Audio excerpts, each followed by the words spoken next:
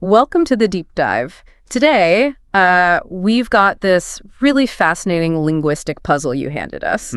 It's a detailed script just packed with vocabulary variations between American and British English. We're talking like over 150 words. Yeah, it's quite the list. And it comes with examples too, which is helpful. Exactly. So think of this as, I don't know, unlocking a secret code for understanding chats, movies, books from, across the pond. It's quite amazing, isn't it, how two versions of the same language can drift apart in these small but really significant ways. Totally. Our mission today is basically to pull out the most interesting bits, the really practical differences, those moments where you just go, aha, so that's what they mean. And this script, it really does highlight those everyday words, the ones that, depending on where you are, conjure up completely different images. Right. And we're here to explore those little nuances together. And the scope here is pretty broad. I mean, we're covering stuff you find around the house, food, obviously. Always a good one. Oh, yeah.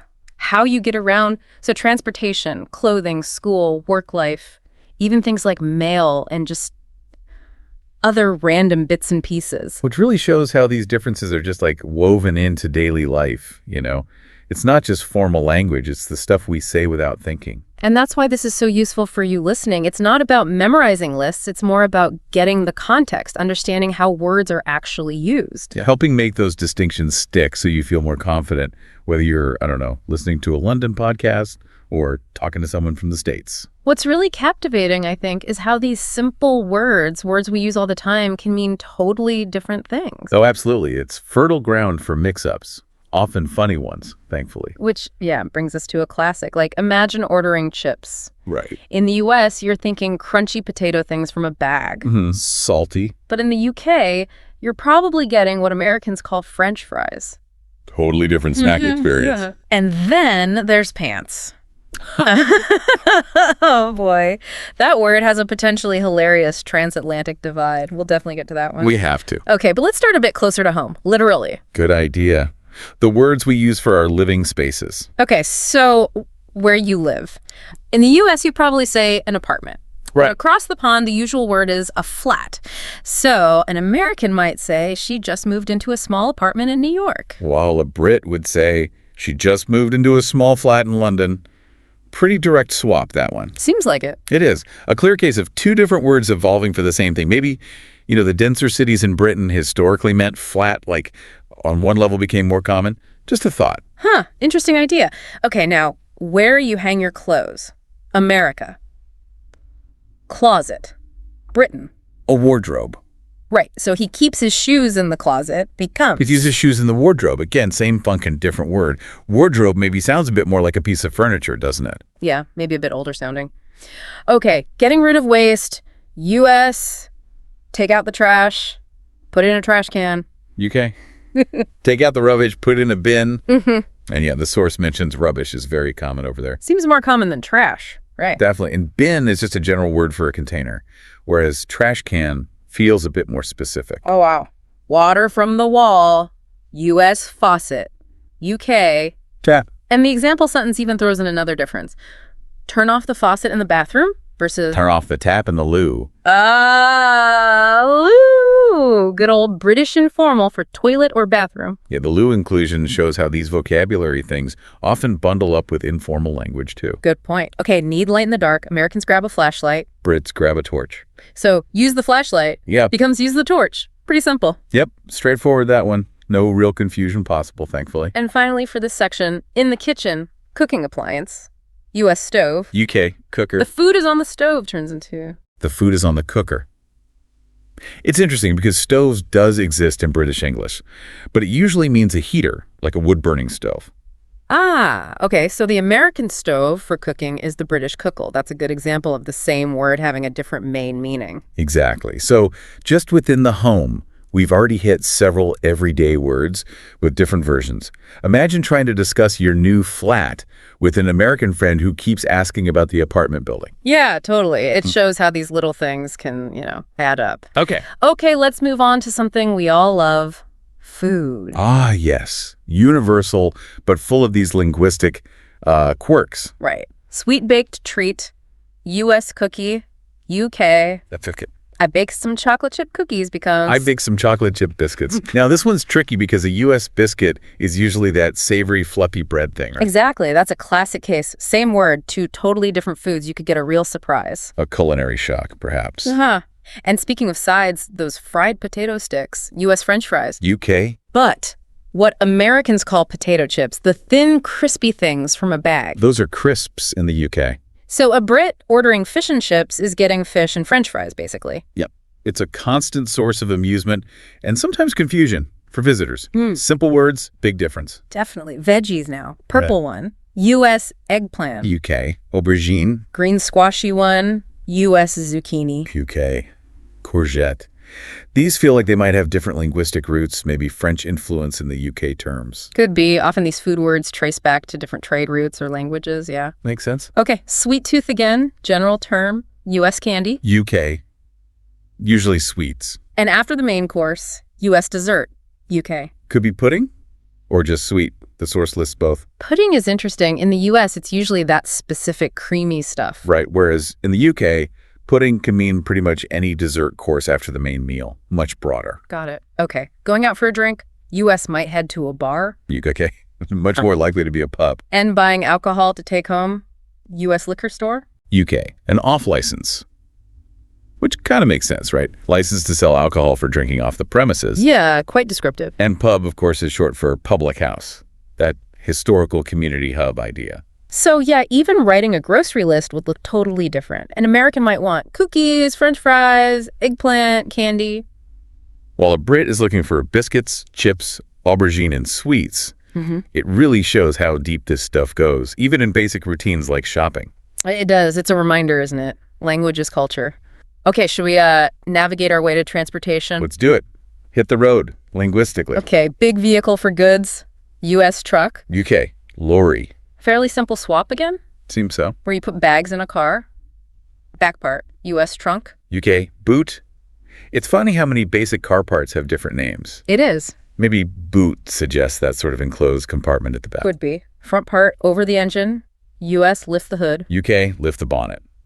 The source even gives us the sentences. He popped the hood to check the engine. Versus, he popped the bonnet to check the engine. Same action, different noun. Bonnet sounds a bit like a covering, doesn't it? Yeah. Different feel to hood. Yeah, and the fuel for the engine. America.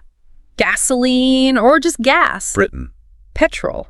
And you fill up at a gas station in the US? And a petrol station in the UK. Petrol probably stuck from, the early petroleum fuels. Makes sense. Long distance driving. US freeway? UK. Motorway. Train tracks. US railroad? UK. Motorway feels very direct, for motors. Railway for rails. Logical. Underground city travel. US subway. UK. Underground. Often called the tube in London, of course. Right, the tube. Underground is pretty literal. Subway maybe focuses more on the way under the ground. And tube comes from the tunnel shape. Getting a ride above ground. US hail a cab. Hail a taxi. Walking path next to the road. US sidewalk. Maybe. Again, pretty direct. Sidewalk path at the side. Pavement, paved surface. Seems reasonable. Last one for cars. Front glass. US windshield. UK windscreen. So yeah, describing part trouble could get interesting depending on who you're talking to. Yeah. Imagine asking a British mechanic about your cracked windshield. He might give you a slightly puzzled look, expecting windscreen. Yeah. These little things, they matter. Okay, should we talk about clothes? What we wear? Let's do fashion or attire. Okay, warm knitted thing you pull on. U.S. sweater. UK jumper. The source gives us. He wore a sweater to the office. Versus he wore a jumper to the office. Jumper, maybe like you jump into it. Could be. Now, this next one is a really common one. Big potential for confusion. What you wear on your legs. Uh-oh. In the U.S., pants usually means trousers, right? Right. But in the U.K., pants is the common word for underwear. Oh, yes. This is the classic. What Americans call pants, Brits call trousers. So an American visiting the U.K. saying, I like your pants, could be awkward. Hugely awkward. And building on that, what Americans just call underwear, Brits might call pants, or specifically for women, knickers. Right. Knickers for women's underwear. Need to know these to avoid embarrassment. Like context helps, but knowing the common usage is key. Okay. Sleeveless thing over a shirt, like with a suit. U.S. vest. UK, that's a waistcoat. Now, what Brits call a vest is usually what Americans call an undershirt Or maybe a tank top. So the same word again, meaning different items. Yep, other diversions. Shoes for sports. Yeah. U.S. sneakers. UK, trainers. Trainers make sense, for training. It does, yeah. Holding up your trousers or pants. U.S. suspenders. UK braces. Braces sounds like they brace something up, doesn't it? Yeah, it does. Keeping dry. Yep. U.S. raincoat. UK. Could be a Macintosh, often shortened to Mac, named after Charles Mackintosh, who invented the waterproof fabric. Ah, interesting origin. Okay, here's another tricky one. Short trousers for warm weather. U.S. shorts. In the UK, shorts usually means the same thing. Yeah. But the source notes that sometimes shorts can refer to underpants in BRE, though maybe that's a bit older usage now. Still, worth knowing. Definitely worth knowing. Could cause a raised eyebrow. Okay, women's legwear. U.S. pantyhose. UK tights. Right. Yeah. So, wow, getting dressed involves a whole different vocabulary. It really can. Packing needs linguistic prep, too. Shall we shift to school and work? Yep. Let's look at education and the workplace. Where, maybe surprisingly, there are also quite a few differences. Right. Head of a school. Yeah. U.S. usually principal. UK, traditionally headmaster or headmistress, though head teacher is very common now, too. Person who cleans the school. U.S. janitor. UK, caretaker. Different titles, maybe reflecting slightly different roles or system structures. Makes sense. Yeah. Your list of classes. U.S. schedule. UK time Like again. academic year divisions. U.S. often semesters. UK usually terms. The British ones often feel a bit more time-focused, don't they? Timetable, term. That's a good point, yeah. Teachers collectively. Yeah. U.S. the faculty. UK, the staff. Staff feels maybe broader, including non-teaching people too. Yeah, often does. Okay, finally for this bit. Thing to remove pencil marks. U.S. eraser. UK rubber. Now hold on, this is the really crucial one the source flagged. Yes, explain this one carefully. Right. In the UK, an eraser is a rubber. But in American English, rubber is a very common slang term for a condom. So, asking for a rubber in an American school or office? Bad idea. Very bad idea. And equally, asking for an eraser in a British shop might get you a blank look before they figure it out. But asking for a rubber is totally normal there for erasing pencil marks. Definitely a linguistic landmine. You need to be aware of that one. Yeah. Okay, let's move to the last batch mail and just miscellaneous bits. Right, they're the odds and ends category. Exactly. Place for letters. U.S. mailbox. UK postbox. Person delivering letters. U.S. mailman or mail carrier. UK postmen or postal workers. The letters themselves. U.S. mail. UK post. Nice and consistent use of post in the UK there. It is logical. Time off work school. U.S. vacation. UK holiday. Whether it's a 2-week trip or just a bank holiday Monday, it's a holiday. Right. Broader term. Thing between floors. U.S. elevator. UK lift. Simple. Descriptive. Lift just lifts you up. Makes sense. Place to watch films. U.S. movie theater. UK cinema. Cinema feels maybe a little more formal or just traditional. Yeah, maybe. Baby transport. Wheeled thing. U.S. stroller. Okay. Push chair. Baby bed. US crib. Okay. Push chair is another very descriptive one. It is. And that thing for a baby to suck on. US pacifier. UK. Yeah. Dummy. Also kind of descriptive, like it's a stand-in, a dummy nipple. Okay, so even these random items show the pattern. Now, the source specifically pulled out some funny ones. High potential for awkwardness or laughs. Yes, the greatest hits of transatlantic confusion. The ones to really remember. Okay, first, Forever. we just did it, but it bears repeating. Eraser in the UK. Condom in the U.S. Use with extreme caution depending on location. Absolutely. Context is king, but wow, big potential for error. Massive. Next, pants. US outerwear, trousers. UK underwear. Again, complimenting a Brit on their pants could lead to some serious blushing. Or confusion, at the very least. It's just ripe for sitcom scenarios, isn't it? Totally. And finally, chips. U.S. crispy snack from a bag. UK, hot fried potato sticks. US French fries. So, yeah, if a Brit offers you chips, don't expect Lay's or Walkers. Expect something hot and probably served with salt and vinegar. A traveler's classic mistake. These funny ones really do help cement the idea, don't they? How different things can be. They absolutely do. Yeah. They're memorable because the potential mix-up is so clear. So, wrapping this up, it's kind of amazing how many vocabulary differences there are. We've really only, skimmed the surface of that list you gave us. Over 150 words. Yeah, we hit some key ones, though. I think we got the most common ones and definitely the most memorable ones. Indeed. And what's interesting is they aren't just random changes. They often give you a little window into, different cultural paths or histories, Yeah. how these two dialects grew. Yeah, that's a great point. And for everyone listening, we hope this has been, well, enlightening, but also kind of fun. Understanding these differences, it really can make watching British shows or reading American books richer. Or just chatting with people, right? Yeah. Smooth communication. Exactly. Helps avoid those awkward pants moments. Mm-hmm. Which leads to a final thought, maybe something for listeners to chew on. Okay. In this world we live in now, so connected, right? Media, internet, travel. We're constantly exposed to both American and British English, and other varieties too. True. So what happens to these vocabulary differences long term?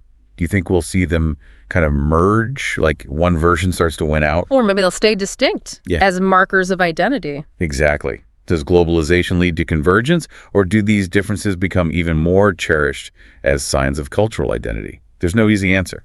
That's a really fascinating question, something to ponder as you hear English in all its different flavors out there in the world. Definitely something to think about. Hey, you.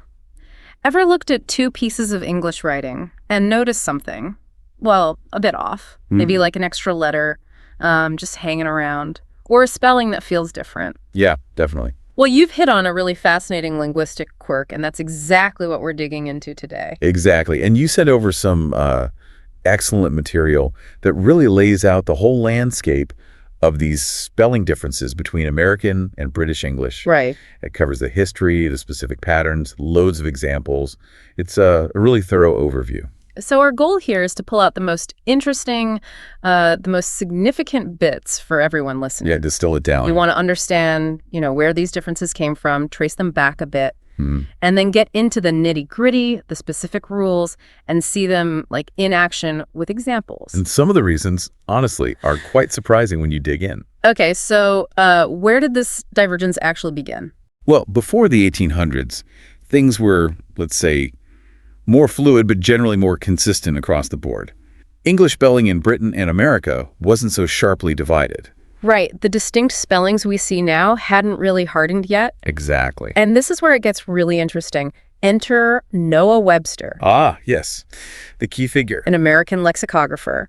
And he played, well, a huge role in deliberately changing American spelling. He really did. And what's so fascinating about Webster is his motivation.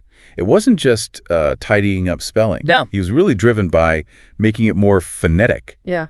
Closer to how words actually sounded. Okay, that makes sense. But maybe even more importantly, he saw it as a way to forge a distinct American linguistic identity, separate from Britain.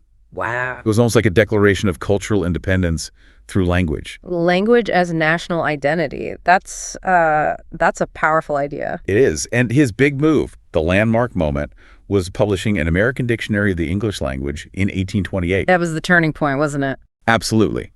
That dictionary basically became the rule book for American spelling. Right. And Webster wasn't shy about his aims. He famously said something like, "Reform must come from education and national character." That really underlines his conviction, doesn't it? That language and national identity were like linked. Deeply intertwined, yeah. And the specific changes he pushed for were quite fundamental things, like getting rid of silent letters he thought were pointless, streamlining. And changing those R and tremendings we still see debated today. Exactly. Which brings us nicely to our first big category, that AUR versus AOR difference. Ah, yes. The general rule or tendency is British English keeps the AR. American English often drops the U for just OR. Right, like COLOU in the UK. Becomes COLOR in the US. It fits Webster's goal of simplifying, right? Yeah. Why keep the U if you don't really say it? Precisely.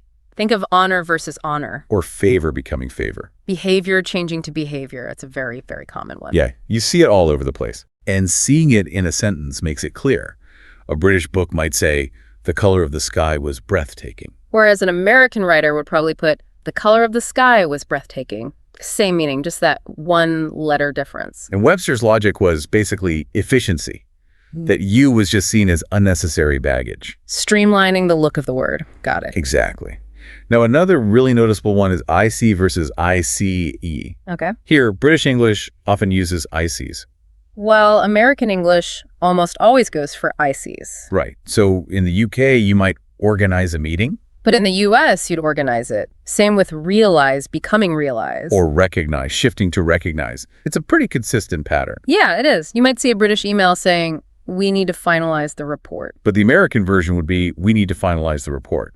Small change, big indicator of origin. And what's interesting there, as the material pointed out, is that even some British institutions like Oxford University Press, they actually accept the IC's ending too. That's a great point. It really shows how language isn't totally rigid, you know? Right. Rules can be flexible. Even within one dialect, there's room for variation and evolution. Okay, so what's next? Well, the next category involves words ending in S-E-R-E in British English. These often flip to S-E-R in American English. This one feels quite intuitive, like Webster wanting it to match the sound more closely. Exactly. Think center becoming center. Or meter becoming meter, like for measurement. Yes, and leader becoming leader. Theater becoming theater. Very common examples. Right. So you might ask for directions to the city center in London. But in New York, you'd be looking for the city center. Same place, different spelling. Precisely. Okay, now here's one that always catches my eye. The double L versus single L thing. Ah, yes. When adding endings to certain words. Right. American English usually drops one L, doesn't it? Like in past tense verbs. Generally, yes. Words like cancel, travel, label. Yeah. In American English, the past tense often uses one L, canceled, traveled, labeled. Whereas in British English, you keep the double L, canceled, traveled, labeled. Exactly. And the present participles too. Traveling in the U.S., traveling in the U.K. Even adjectives like marvelous in British English. Becomes marvelous in American English. Well, it feels like a deliberate trim. Yeah, like they're tidying up extra letters. Pretty much. And it applies elsewhere too, like British counseling often becoming counseling in the U.S. Okay. What about words ending in O-G-U-E, like D-I-A-L-O-G-U-E? Good one. Often in American English, that final goo gets snipped off, leaving just og. So catalog can be catalog. Yes, and dialogue can become dialogue, monologue to monologue. Although it's funny, you still see catalog with the U quite a bit in the U.S., especially in more formal stuff. That's true. It shows that sometimes the older, or let's say more traditional spelling hangs on, even when a simpler form exists. Language is messy like that. It really is. Now, how about those spellings with A or O that you sometimes see in British English? Yeah, like in medical terms often. Anemia or pediatric. Exactly. What's the American approach there? They usually simplify it, right? Just down to an E. That's the trend. So anemia becomes anemia. Pediatric becomes pediatric. Well, maneuver simplifies to maneuver. And estrogen to estrogen. Yeah, it follows that same pattern we've seen streamlining, simplifying. Definitely consistent. So a British doctor might diagnose anemia, while an American doctor would write anemia in the chart. Same condition, different spelling convention. Right. And then there are just others, aren't there? The ones that don't fit neatly into these boxes. The miscellaneous pile. Yeah, there are quite a few unique ones. Like tire for a car in the UK. Being tire in the US, T-I-R-E. Or paying with a check versus a check. Yep. And the classic aluminium versus aluminum. Always strips people up. It does. We also have defense with a C in British English versus defense with an S in American. And the license confusion. Is it noun versus verb in the UK? Generally, yes. License is the noun. License is the verb in British English. Whereas American English tends to just use license for both. Simpler again. Okay. What else is in that pile? Jewelry often becomes jewelry. And plow for farming? Is usually simplified to plow. P-L-O-W. Wow. It's quite a collection when you lay them all out. It really is. So listeners might be thinking, okay, interesting trip through spelling history, but why does this actually matter to me? And that's a really crucial question. The practical side of this kicks in heavily when you're writing for an international audience or even just an audience outside your own region. Absolutely. Clarity is key, right? And avoiding confusion. Definitely. If your main audience is in the U.S., using American spellings just feels more natural, more appropriate for them. And flip side, if you're, say, applying to a UK university or writing for a British publication, using British spelling shows you've done your homework, shows attention to detail. Cultural awareness, exactly. But the biggest thing really is consistency. Ah, right. Pick a lane and stay in it. Pretty much. Yeah. Decide which style, American or British, fits your audience and your purpose, and then just stick to it. Mixing them up can look, well, a bit sloppy or jarring. Yeah, unprofessional even. And here's a practical tip that came up. check your spell checker. Well, absolutely vital. They usually default to one region or the other. So if you're writing for a UK audience, but your computer thinks you're American, You might end up with a mix without realizing it. Always worth double-checking those settings. definitely a good habit to get into. So, okay, let's just quickly run through the main patterns again. A quick recap. Good idea. We had British are becoming American or, British Oz often becoming American Oz, Yeah. British re-changing to American og, Right. the og ending sometimes shortening to og in the US. Got it. The double L in British verb endings often becoming a single L in American English, like traveled versus traveled. And those AO digraphs in British spelling simplifying to just A in American. That covers the main ones, I think. An excellent summary. So thinking about all this, the history with Webster, the patterns we see today, it kind of leads to a bigger question, doesn't it? What's there? Like, what do these spelling differences really tell us about, cultural identity, how language grows and changes, and sometimes splits? That is a really thought-provoking point. It makes you wonder, should a global language like English aim for more uniformity? Or is there actually a richness, a value in keeping these regional flavors, these distinct identities? Yeah, what's the balance? It definitely makes you think about the deeper connection between the words we use and who we are, culturally speaking. Food for thought, for sure. Indeed. Well, thank you, everyone, for joining us on this deep dive into the sometimes confusing but always interesting world of British and American English spelling. Yeah, we really hope you found it insightful and maybe even useful. We're curious, actually, which difference did you find the most surprising? Or maybe the one that annoys you the most? Huh? Yeah, everyone seems to have one they notice. Yeah. But exploring these little quirks, these nuances, it really can offer some big insights into history, culture, and just how dynamic language is. Something we know you listeners, with your curiosity and interest in getting knowledgeable, can appreciate. Definitely. Absolutely. And who knows what linguistic rabbit holes we'll tumble down next time. Until then, keep questioning, keep noticing. Have you ever noticed how different English can sound? You hear someone say tomato, someone else says it differently. Or maybe schedule. Oh, absolutely. That Atlantic divide makes for some really fascinating pronunciation shifts. Exactly. So today on the deep dive, we're jumping right into that. British versus American English pronunciation. What's going on there? We're aiming to really break it down. Think of it as exploring why those differences exist, where they came from, and maybe picking up a few pointers along the way. Right. Our mission today is to get beyond just noticing the differences. We want to understand the key pronunciation patterns, their history, and maybe help you get a feel for both accents. And we've looked into the background, the history. Plus, we've got about, 8 key pronunciation categories, loads of examples, over 70, I think. We'll even touch on the IPA, the International Phonetic Alphabet, to be really precise. Sounds good. Okay, chapter 1 then. The big why. Why are they different? Where did this divergence actually start? Well, a lot of it traces back to the time after the American Revolution. America was forging its own identity, and language was part of that. Makes sense. A sort of linguistic independence alongside the political one. Exactly. Plus, you had waves of immigration bringing different languages and accents into the mix in America, which shaped things differently than in Britain. So what was happening back in Britain then? Was English just staying static? Oh, definitely not. British English was changing too. Received pronunciation, or RP, what many people think of as the British accent, though it's not the only one, by far really started to become, codified as a sort of upper-class standard in the 1800s. So RP itself is a specific development. Precisely. It wasn't how everyone spoke, more like a prestige accent that gained prominence. Okay, here's a fun fact that really surprised me. I always assumed Americans kept the R sound and Brits lost it somehow. But the history's more complicated. It really is. Back a few centuries ago, pronouncing the R sound quite strongly, much like in general American English today, was actually common in many parts of England. Oh. Yeah. The whole non-rhotic thing, dropping the R, unless there's a vowel after it, that developed later, especially in the south of England, and it became associated with that RP accent we mentioned. Huh.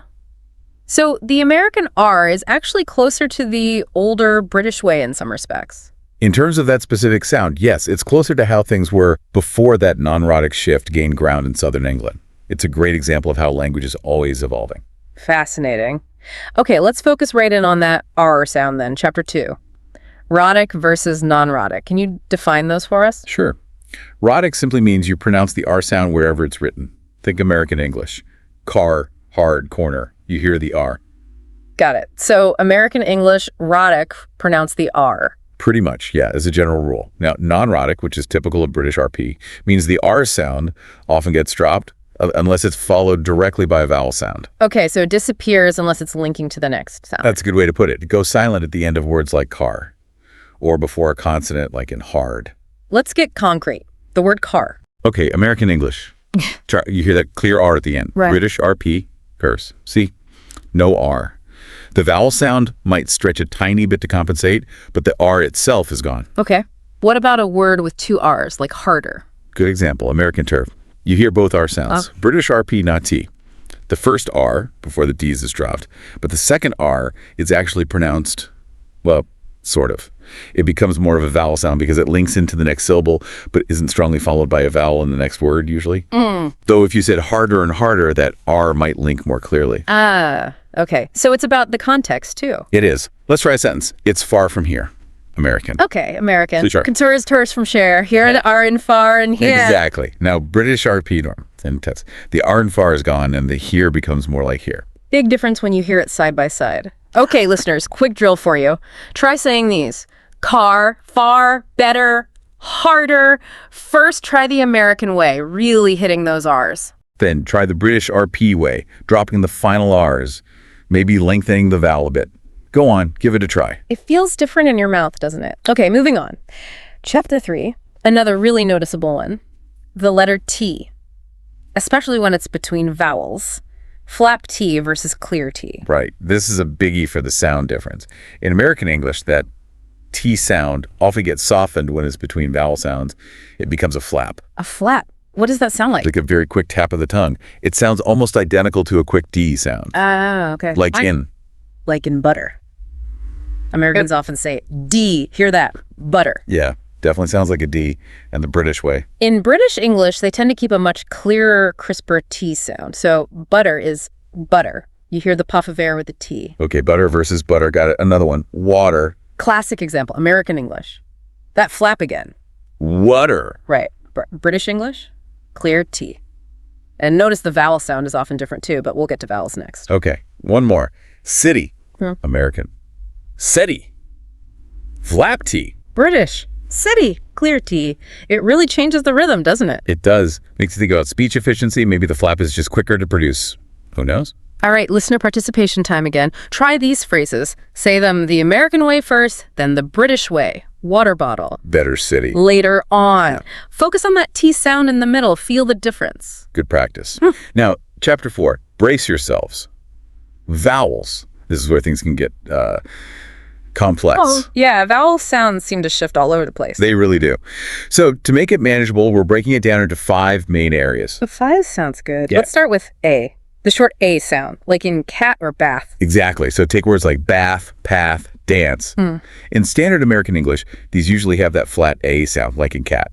So bay, pay, dens. Okay. But in British RP, these specific words, and others like them, often take a different vowel, the longer it is sound, like the A in father. Ah, so it becomes bode, pose, does. Precisely. It's a very noticeable difference. Often sounds a bit more, well, posh to American ears, perhaps. Okay, that's the short A. What's B, short O, like in hot? Right. Words like hot, lot, bother. American English generally uses a known sound here. It's similar to the dojis in father, but usually shorter. Hot, doji, choke. Got it. British English, particularly RP, often uses a distinct sound. It's more rounded. Your lips make a slightly rounder shape. So har, letters.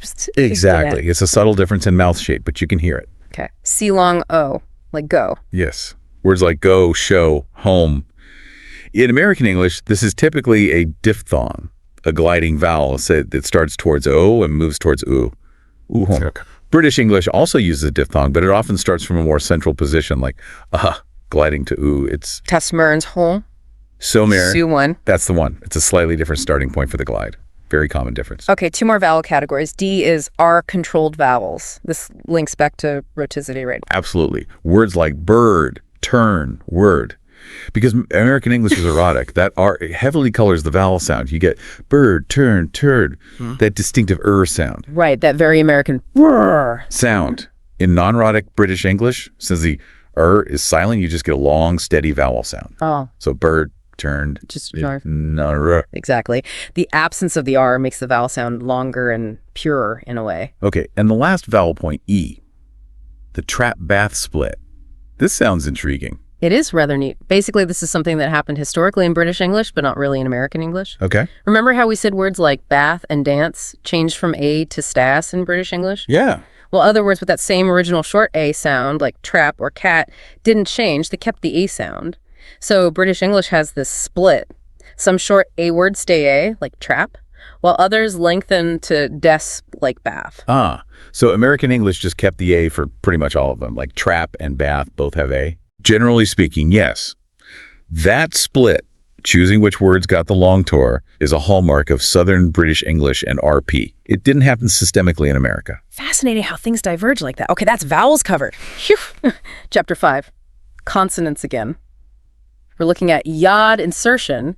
Sounds like something from Star Wars. Not quite. Yod is just the name for the J sound, like the Y in yes. Okay, J. And yod insertion is basically the habit, mostly in British English, of slipping that J sound in after consonants like D and or T, but only when they're followed by the OO vowel sound. Ooh. So between the T and the OO. Exactly. American English usually goes straight from the consonant to the use. Give us an example. Tune. Perfect. American English. Straightforward T, then use. Right. British English. Often to hear that little tune. That's the inserted yod, the J. I hear it now. Subtle, but it's there.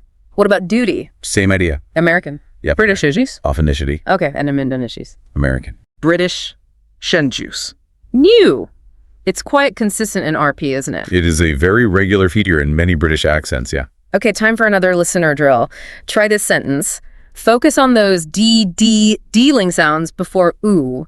Say it American first, then British. It's your duty to tune the new guitar. Feel that little J sound sneaking in for the British version. Duty, tune, new. Tricky, but cool once you hear it. All right, chapter 6. Let's talk rhythm and melody, word stress, and intonation. Are there general patterns here too? There are some tendencies, yeah. Though intonation itself is super complex and varies hugely within both countries. But for word stress, yes, there's a bit of a pattern where American English sometimes puts the main stress on a later syllable compared to British English. Okay, American stress later, British stress earlier. As a rough guide. As a rough guide, yeah. It's not universal, but you see it in quite a few words. Let's take garage. Good one. American English commonly stresses the second syllable. R-U-Z-R-H. Right. British English often stresses the first. G-A-Raj. Yeah, different feel. How about adult? American. Pissed. Stress on delt. Often stress on A. Okay. And address. Like mailing address. American, he's a stress on dress. British. Stress on ad. It really changes the musicality. It does. And while overall sentence intonation has its own patterns, rising and falling pitch, these word-level stress differences are a key part of what makes the accents sound distinct. Definitely. Okay, chapter 7. Silent letters and H-dropping. Let's start with a classic debated word. Herb. Ah, yes. Herb. Simple one. This. American English usually drops the H. Herb. Like herb. Right. British English almost always pronounces it. Herb. With the H sound. Why the difference? Maybe French influence was stronger on that word in America. It's hard to say for sure. Interesting. Now, H-dropping, that sounds like something specific. It is. It's a well-known feature of certain British accents, famously Cockney in London, but also other regional accents. It just means, well, dropping the H sound at the beginning of words. So words that start with H just lose that sound. Often, yes. It's a strong marker of certain accents and social groups historically, not part of RP, though. Can you give us examples? Sure. So house might become A's. Yeah, well. And have might become Avs. Av. Got it. And you mentioned a fun regional twist with Cockney, too. Yeah. Another really distinctive Cockney feature is changing the sounds. Oh, how so? In think, the A often becomes a V sound. So think becomes... Let's seek, think. Wow. And in mother, the A sound often becomes a V sound. Making mother. Well, mother. That's wild. Really changes the sound. It's a very strong characteristic of that dialect. Yeah. Shows how much variation exists within British English, too. Absolutely. Okay, amazing stuff. We've covered so much ground. Now, chapter 8, time to practice. Listener, this is your repeat after me segment. We've got 4 phrases for you. Yep. Try saying them first in a general American style, then switch to a general British RP style. Really listen to the sounds we've discussed. Okay, I'll say each one twice. American first, then British. Repeat after me. Ready? Number 1. I can't dance in this hot bath. British. A and can't dance, but no hot. I can't dance in this hot bath. British. Boggin and can't dance bath and hot. Hear those vowel changes. Okay, number 2. He bought a bottle of water. American. Flap T's and bottle water. He bought a bottle of water. British. Clear T and bottle water. Maybe different vowel and water. Feel that T difference. Number 3. That's my favorite color. American erotic R and favorite color. That's my favorite color. British. Non-erotic. Different vowel and color, perhaps. R versus no R. Last one, number 4. The new schedule is on the center table. American erotic R in center. The new schedule is on the center table. British. Don't worry. It has insertion in new schedule. Non-erotic R in center. Excellent. How did you do? Don't worry. If it feels awkward, it takes practice. Rewind and try again if you like. Definitely. Okay, final stretch, chapter 9. Mini quiz and recap, just to see what's stuck. If you're watching, these would be on screen. Question 1. How do Americans typically pronounce schedule? Is it A, setskd, or B? That hard 6 sound is the clue. It's B, do. Got it. Question 2. Which of these accents is generally considered rhotic? A, British, or B, American? Rhotic means pronounce the R's. That's generally B, American. Right. And question 3, what's the initial sound you'd likely hear at the beginning of the word garage, spoken in British English RPA, or B, remember the stress? British stress often on the first syllable. So it's B, no way, isn't Cat's Road. Nice. Well, quiz complete. Whether you got them all or not, hopefully this deep dive has given you a much clearer picture of the pronunciation landscape. We've covered quite a bit. From the historical The split influence of RP and immigration. to the specifics like rhoticity, the flap T, All those tricky vowel differences like the trap bath split. yod insertion, word stress patterns. And even silent letters and H dropping. It really highlights how dynamic language is and how these two major varieties of English have developed their own distinct sonic identities. So as we wrap up, here's something to think about. Which words do you say the American way? Which ones lean more British? Do you mix and match? Most people do, often without realizing it. It depends on so many things, media exposure, who you talk to, maybe even conscious choice sometimes. It's your own personal blend. There's no single correct way, of course. Absolutely not. But understanding these variations, maybe it helps you tune your ear a bit better or understand speakers from across the pond more easily. Totally. Well, that's all for this deep dive. Until next time, cheers. Or perhaps I should say, take care. And one final thought to leave you with. Considering how much pronunciation has changed historically, as we've seen, What might the future hold? With global communication, online communities, will the accents merge more or diverge further in new ways? Something to ponder.